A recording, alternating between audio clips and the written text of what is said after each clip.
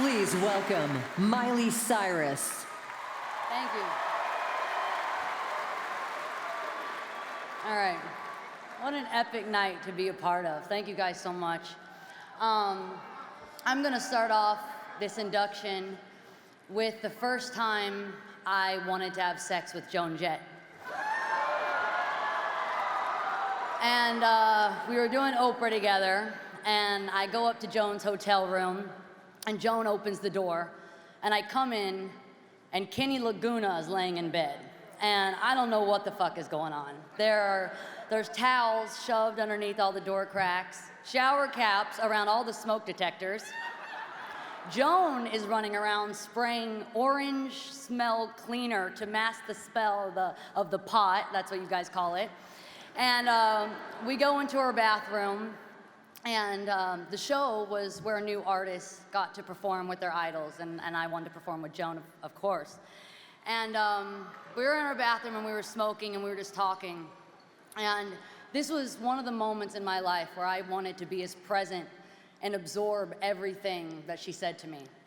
I listened to her talk about her days with the Runaways. She talked about music. She talked about why she loves animals and she doesn't want to eat them. We're not going to eat the animals. And I was getting to have this moment with someone that to me is Superwoman. What Superwoman really should be. And at first, having this honor to induct Joan Jett into the legendary Rock and Roll Hall of Fame, it was overwhelming. There was so much that I could say, and she has had a life in music that is rare. She has had a career decades long. She's been the first to do many things, and not just as a woman, but just as a badass being on the planet. But this one story is my favorite. So on one trip, Joan went to entertain the troops in Turkey and the Middle East. And Joan was traveling with the Secretary of Air Force, and Joan had requested a trip to Jerusalem while she was playing on the USS Bataan in the harbor of Haifa. And not acquainted with the culture and all covered up in jackets, it was a cold day and she was looking kind of androgynous, Joan accepted a yarmulke from one of the guards, and she went over to the men's side of the Wailing Wall to make a prayer.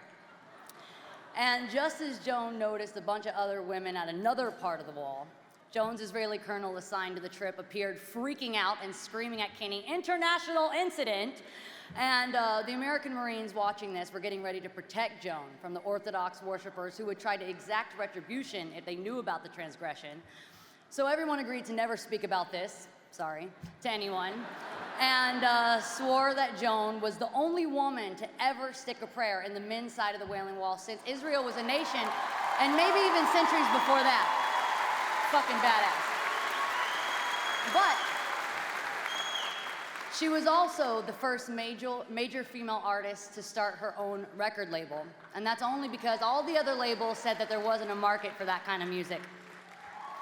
And Kenny Laguna, I want to say something to you. I want to say that you're a fucking genius. And this is why. Because when 23 record labels were saying no, you started Blackheart Records together with Joan, by the way, using his daughter's college savings, selling records out of the back of your Cadillac. And it takes someone like you that believes in the music, but more than that, believes in us as people and as human beings. And you two are an unconventional and unconditional kind of love. And what you guys have is what all of us should look for in the people that we spend our lives and our valuable time here on the earth with. People in this room are probably married to people they love less than you guys love each other. And I'm honored to be a part of your life. I'm also honored to induct the Blackhearts tonight, Lee Crystal, Ricky Byrd, and Gary Ryan. And so I want to bring everyone up right now, but I do want to say one final story about when I knew that I loved Joan so fucking much. And this shit kind of fucks me up because this was a day that she was dedicating her time to an upcoming project for my foundation, and it was supporting the LGBT homeless youth. She was running around my backyard. She was with my dogs, playing with my pig, and I played the Tibetan bowls for her, and at sunset, and Kenny and Joan, they sang along with these bowls. And this relationship seemed so different than the one only 5 or 6 years ago smoking pot in Oprah's bathroom or wherever the fuck we were at a hotel. Oprah was paying for it. It wasn't her bathroom, but she paid for it. And I now looked at her less of a deity, but now I have this connection. And I have this connection with her that she can be a guide for me. And growing up, my dad always kept me around music, and I spent a lot of time with all different artists.